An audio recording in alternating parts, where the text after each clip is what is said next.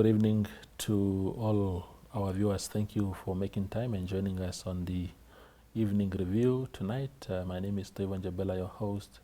Tonight on the show, we are joined by David Namalenga. He is the MD and also founder of Dinapama Manufacturing and Supply. It's a progressive company based here in Windhoek that is doing wonders. And it's always a pleasure to catch up with David. Very good evening to you, David, and thank you for making time. Evening, Trevor, and it's nice being here. Yeah, wonderful. Yeah, so how's everything going at Dinapama in particular? Because, of course, with related industries, I'm asking because we are emerging out of a pandemic and a lot of businesses have gone through a lot. I'm curious as to how Dinapama actually emerged out of that. Well, we are pushing. Yeah. Yeah. No, the business is a business. Yeah. You are required to go above it and pass through tough times. Yeah. So that's what it is, and we are pushing. We are prepared to move, and it is the past now when we talk about the pandemic, although the people are still saying it's not over and over, but Yeah. I mean, we are breathing. So we are able to push further. Probably what we can say is really that we did not to send anybody home. Yeah. During that period. So we are intact. Yeah. And we are ready to push business forward. Yeah. So, for a fully Namibian company that was started from scratch, I remember the history always of Dinapama. I think you told me once that you started operating from a tiny something in Vanaheda there. Yes. So many years ago. Yeah. So I'm wondering as to how the support has been from the systems and policies that we have to support Dinapama and other businesses that are fully local. Well, it is, sometimes we have different understanding on what is the support and what not. I always challenge everybody to say, no one, a citizen of this country, even yourself, if you come to Dinapama to buy something, you are not supporting. Yeah. You are building a country. Mm-hmm. So that's part of construction. We construct this economy by buying and by growing the economy of the country. So procurement is part of it. We are talking about growth at home strategy. We are talking about NDP 5. Yeah. We are talking about Vision 2030. We counted to check how many years now we have between now and 2030. So that's what we do. Now, the question always is to say the system. Yeah. Probably the question to you is, what is the system? Because me and you are a system. Yeah. So when you come to buy the system, the economy is growing. It's a question of now saying, who is the system? Yeah. A chief control officer in a particular ministry, a CEO in a particular company, a clerk in a particular company is a system. Yeah. So probably it's really a question of saying, how do we understand our economy? How do we understand the content of Vision 2030, NDP 5, and growth at home strategy? What inform us to say that? How familiar are we with those policies? Yeah. So if we are familiar with it, we are then able to say, if by this year we want to arrive at this, what are the activities that we need to carry out between the now and there? So that is the education that we need to go out there. I think most of us, we are lagging behind around that. We do not understand that, it is only when we fully participate in the economic development of our country that the economy will grow. It is only when we seriously understand and appreciate that our contribution from the ground floor to the top is important. Yeah. I used to be told, everybody want to blame everybody. Yeah. And if there is credit, everybody want to take a credit. So the issue here is we have people that are far that we blame every day. Yeah. The president, for example, ministers. But who do the requisition? Yeah. Who approve those requisitions? They will never arrive there. They are just here in the middle. So, and these are the people that we, every time, you see, we have issues like policies. Yeah. Those are policies that are made purposefully to push the development of the country. But you need to understand the policy and you need to interpret the policy properly. And if the policy is then not addressing issues, if it's prohibiting the growth, you need to push for the review. And only the people that are using it on daily basis that are able to experience these problems. If they are not raising it, then it become a problem of technocrats. And these are the issues that we have. So, for example, so let me interrupt you there a little bit. So businesses like Dinapama that have grown exponentially since their inception, was that a result of you and your employees, for example, pushing hard, or was it also assisted by good policies, state policies that allow businesses like yours to sort of grow in that space? Because the reason why I'm talking about policy and systems is because sometimes those policies are prohibitive in really pushing you to punch above your weight. Well, it's both. Yeah. You see, you need to create an environment that is conducive for work. That is then become internal. Then it become us, the Dinapama team. So how do we create an environment conducive to all of us? How do we create awareness that the purpose of us coming to work is to grow the economy and to solve our problem, to help us to live a life? Yeah. We are from the union, we are talking about decent work agenda. So it's not just about work, it's a work that gives a decent life to people, improve the livelihood of people. So therefore, this topic must be dealt with down here at the factory level. The discussion, the engagement, the discourse must be engaged, and everybody must understand why do we wake up in the morning. So what are the fundamental principles around why we do what we do? I think that is a home topic. Then you go out there to now say, how do you, and sometimes we are not at peace with each other in the country, because sometimes you get to somebody's office and somebody feel you are pushing, but the bottom line here is, you come to this office in the morning, I go to the other office, somebody go to the other office. The purpose is one, is to create the environment that is conducive for our people to live a better life. All of us. Now there is no competition, there is no fight between the one who work for the ministry, the one who work for the media, the one who work for the manufacturing, the one who work for anything. We all work to develop this country, and we must understand that. But again, we must be able to recognize and respect the roles that each other is playing in the economy. So, and that's really, I think, Toivo, what we need to do. Now, prohibiting.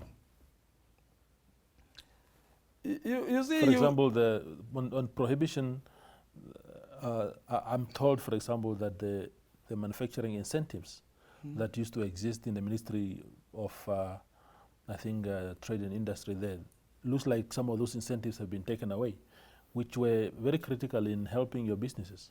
Well, it's a question of application. Even if they were there, do really people understand them? Do they meant something? And that's why I think when they were removed, it's because apparently they were not being used. So we applied for manufacturing status. We thought it benefiting us anything. We didn't get anything from that. So we, look at like rebates, for example. when you import our material that we are importing, I mean, everything almost that we are bringing in this country, we are importing fabrics. So you pay with nose. You almost make a loss at the harbor. So SACU system is there to, South Africa do better because they have their own manipulative way of bringing this thing in, and you suffer here, and then nobody would want to sit down and review this, really get to understand, develop rebates for the people. So that's what I'm saying. We need to understand what policy means. Yeah. It's really a struggle, and I hope people understand the environment must be conducive. People, and again, it is not really something that you must just study. There must be a trigger. Yeah. What trigger? We raise our point now and then. We write letters to say this is what we need, and for you must be able to go to the ground, engage the people. Find what they are, because that's only how you can, take an informed decision. So this, more particularly in the sector in which we are, you have seen, Toivo, that manufacturing sector, garment manufacturing, is big in the world, because these products are renewable. Yeah. Every human being, just like food. These are sustainable business, suppose. In the world, they create thousands of jobs. Yeah. We were talking recently in a meeting that was held in Cape Town for the African countries on African Free Trade Area. And we were specifically looking at this sector. Now, many countries, including Ghana, who had these factories before. There were many, and now I was told, I think there are only 4. Yeah. One cater for 8,000 workers, and another one cater for, and then 3 together cater for around 8,000. South Africa was almost slaughtered by the influx of cheap goods from somewhere there in the world. And so now Ethiopia, I think, is pushing. So Ethiopia, I think, is leading now in the industry, and the Swatini and Lesotho, I think, they're also pushing now. But one should be invited in one way or the other as a government and as people to go and study in those countries and find what is that what they are doing that what we are not doing.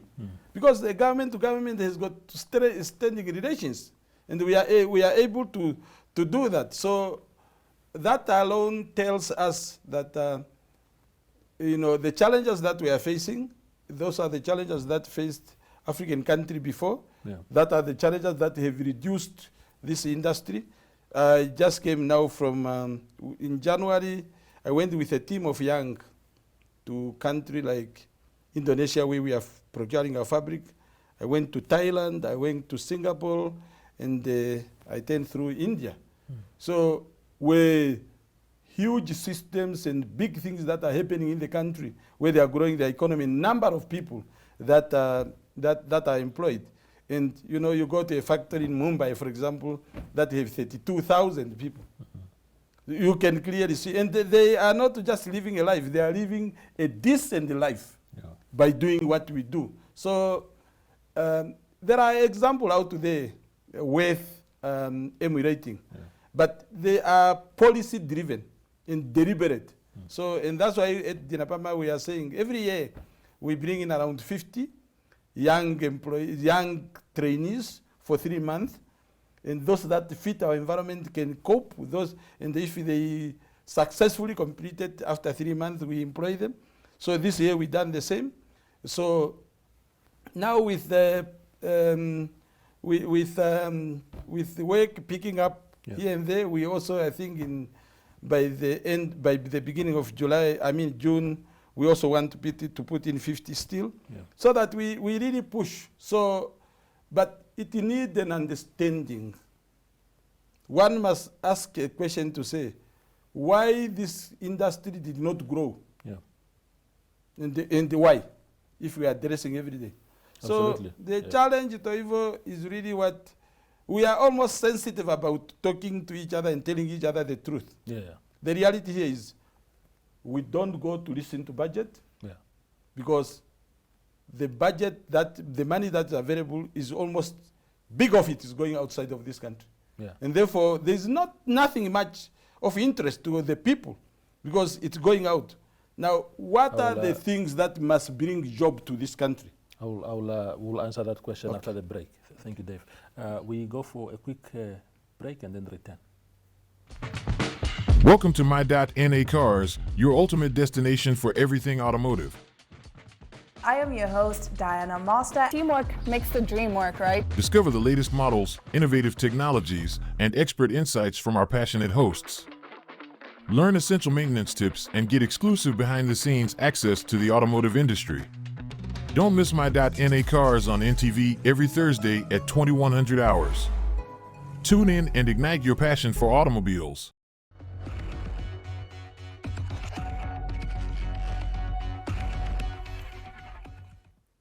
The conversation continues.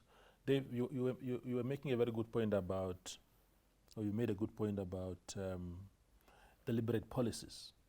How countries, especially in Asia, and China is one example, they have been very, very deliberate in their policies to get them where they are today. And, you know, the economic development, the job creation and stuff like that has been, in many countries, a result of deliberate policies. And you seem to suggest that implementation in our case is sometimes a challenge. What can you tell us about that? Yeah, implementation is a challenge because, you know, and I have made mention of NDP 5. Yeah. I have made mention of Vision 2030, Growth at Home Strategy. These are clear documents. They have very clear moving points. So the only challenge is implementation. Yeah. So, and that's why we have a lot of unemployed young people in the country, just because we are not implementing. The content in those documents are very clear. So, and that's why I always, you know, said sometimes we bump into each other, and we have to, because it's a country that is ours, and we have to do something about it. We need to improve the livelihood of our people. Yeah. We cannot allow ourselves to have people who completed study, you know, you finish your degree and you do not get a job, you then go and do your master's, you still do not get, and you become 35 years old. When will you build a life? You are destroying people's life. Yeah. So therefore, it's important for all of us to understand that it just as much as you want to live a life, every citizen wants to do the same. Yeah. I'm not saying everybody, but there are those that are willing. There are those that are really not willing, unemployed, because they are unemployable. Yeah. But there are those that are willing, educated or uneducated. They are willing to work. And if opportunity is granted to them, it must be given to the people, and the people must push. I am talking about tenders, for example. Yeah. You are given a tender to do certain work. You run around the world while the thing is being made in the country, just to look for cheaper things so that you profit much, and you leave your people. What do you think? And when you get old, what will you leave outside? Yeah. So why must the economy be in a pocket of one? Yeah, we are not even, I always say there is a difference between a local supplier and the local manufacturer. Yeah. So when you give it to a local supplier, you can go anywhere and they get what they get, and they leave the unemployed people. But I'm not saying you can give it to a local supplier who procure local. Yeah. It's also okay. But running away with people's money and just bringing in things to profit yourself and leaving people unemployed, and you exchange life. Yeah. While others have not even a bread. It's unfair. What are your thoughts on everybody's talking about oil being found and that maybe it will turn around our fortunes, and some people are concerned that, you know, we don't seem to have clear policies on beneficiation of our country. If Dave was in charge of some of these processes, what would be your approach? Well, first I must say we have what we have currently. Yeah. We have uranium, we have diamond, and a number of other mineral resources. So what is the impact? Yeah. And we are the very same people who are going to apply the same. If we cannot do it with this one, why we only do it with the other one? Yeah. I don't want to go far. I think that's what I see.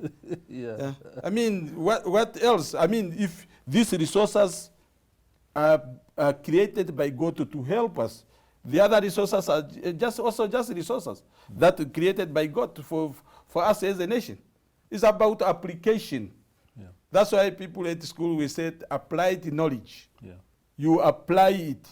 You use your knowledge. Otherwise, if you have knowledge that are not being applied, it's equivalent to no knowledge. And I challenge everybody here. We have a lot of graduation, even yesterday and today, graduation all over. Degrees, masters, PhDs, but no change in the country. Do you think we value those qualifications? Yeah. I mean, people are not eating paper. Let us be able to investigate the situation of the country and be able to turn this economic around. Yeah. We must not blame each other. We blame people who are very innocent. Everybody, and I challenge everybody, students are given money from NASFAF, which is a Namibian contribution. And when they study, they must be able to do contribution to the economy of this country. But, that's why I'm saying, why must I give you a bursary and after you study, you have no work? Yeah. It's a waste of money. Just from the beginning, you have a free education. You completed study. I have a boy from a Kuro secondary school who passed with only A. Yeah. 2014, he went to South Africa to do a study. He went to do this. Up to now, he has no job. The mother was excited in 2014. Yeah. But up to now, what else the boy must do? Absolutely. It's a fair question. It's a fair question. But how did we get here? That at some stage of our country, we seem to have been very steady in really creating jobs, reducing unemployment, and then now the numbers are just so scary. The people who graduated that you referred to, when I was at university, once you finish at UNAM, those that did education and nursing and all these things, they will be swallowed up by the job market right away. Now we have teachers and the graduate teachers and nurses marching on the streets wanting jobs. How did we get here? Well, we just get relaxed. We get complacent with, the system.